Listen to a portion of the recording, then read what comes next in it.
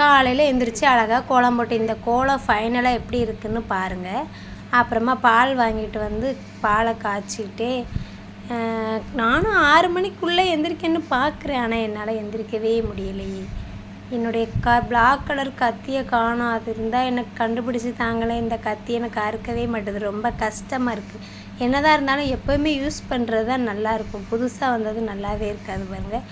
அது மாதிரி தான். ஓகே, அப்படியே வெங்காயம் தக்காளி எல்லாம் நறுக்கி வதக்கி வைக்கலான்னு தக்காளி குழம்பு வைக்கிற பிளானில் இன்றைக்கி இருந்தேன்.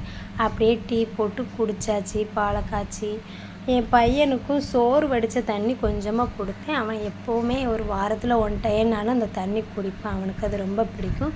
அப்புறமா தக்காளி குழம்பையும் வச்சாச்சு.